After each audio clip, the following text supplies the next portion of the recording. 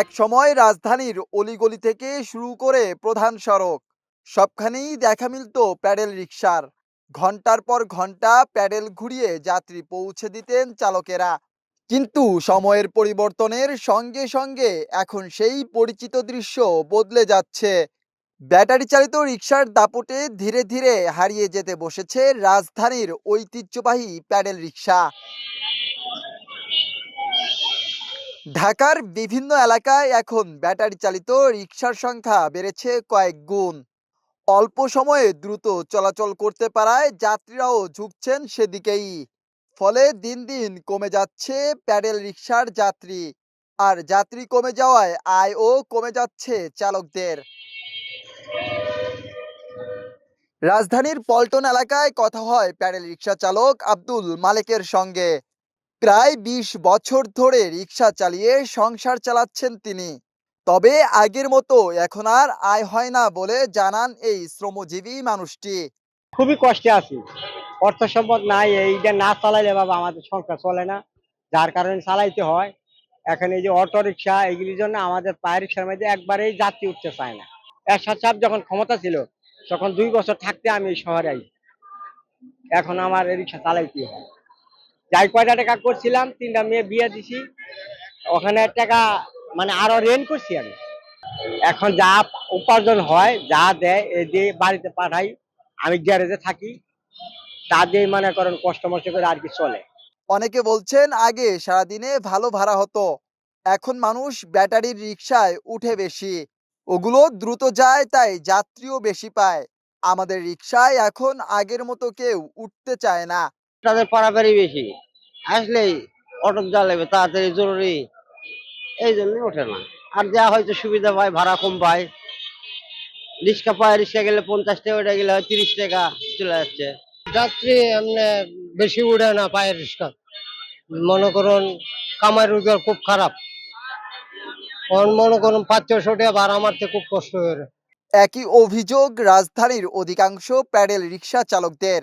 তাদের দাবি ব্যাটারি চালিত রিকশা আসার পর থেকেই কমতে শুরু করেছে তাদের যাত্রী। অনেক চালক বাধ্য হয়ে পেশা পরিবর্তন করছেন, আবার অনেকে সংসারের টানাপোড়েনের কারণে এখনো চালিয়ে যাচ্ছেন এই প্যাডেল রিকশা। আমাদের এই গাড়িটা মনে করেন যে জোরে জোরে চলে, তো এর জন্য মানুষ তাড়াতাড়ি অতি তাড়াতাড়ি যাওয়ার জন্য এই গাড়িতে ওঠে এবং মানে দূরত্ব রাস্তা অল্প কিছুক্ষণে পৌঁছানো যায় এর জন্যই। এর আগে তো পা পেট্রোল চালাইতাম, পা রিক্সা চালাইতাম।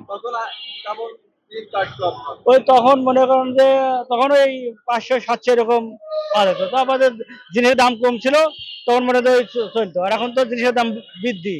অ্যাক্সিডেন্টের ঝুঁকি বেশি, তবু তো যাত্রী ওই রিক্সা ছাড়া বোঝে না, বোঝেন নাই? প্যাডেল রিক্সাতে অ্যাক্সিডেন্টের ঝুঁকি নাই। যাত্রীদের কেউ কেউ বলছেন যানজটের শহরে দ্রুত গন্তব্যে পৌঁছাতে ব্যাটারি রিকশাই এখন বেশি সুবিধাজনক। ব্যাটারি চালিত রিকশায় ঝুঁকি নিয়েই চলছেন তারা বলেও জানান অনেকে। ভাড়ার বিষয়ে তারা বলেন ব্যাটারি চালিত রিকশা ও প্যাডেল রিকশার ভাড়া একই। সময়ের স্বল্পতার সময় কিংবা কোনো কোথাও যাওয়ার সময় যদি আমাদের তাড়াহুড়া থাকে তখন দেখা যায় অটোরিকশা থাকলে যাইতে সুবিধা হয়। দেখা যায় সকালবেলা অটোরিকশাতে আমার বাসা থেকে মেডিকেলে আসতে ৫ মিনিটের মতো সময় লাগে। অটোরিকশা আসলে সুবিধাজনক না, রাস্তায় গ্যাঞ্জাম করে, ভিড় হয়, ঝামেলা হয়, জ্যাম হয় রাস্তা, আবার ব্রেকের সমস্যা হয়, উল্টাপাল্টা চালায়। তারপরে আমরা তোরই বাধ্য হয়ে কি করবো। রিক্সার স্বস্তিটা প্যাডেল রিক্সাই ভালো আমার মতে। এটা তো সাবজেক্টিভ ফিলিং, এক একজনের এক এক রকম অনুভব হবে। কিন্তু আমি স্বস্তি পাই প্যাডেল রিক্সায়। এটা ধীরে যায়, রিক্সা যানবাহন এটা ধীরে চলার জন্য। এটা ধীরে যায়, ঝাঁকি কম লাগে।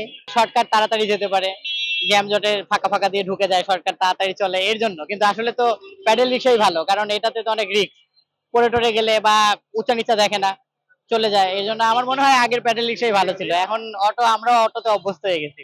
এসব নিয়ন্ত্রণহীন ব্যাটারি রিকশার বিস্তারে হারিয়ে যাচ্ছে একটি ঐতিহ্য। সঙ্গে ঝুঁকিতে পড়েছে হাজারো প্যাডেল রিকশা চালকদের জীবিকা।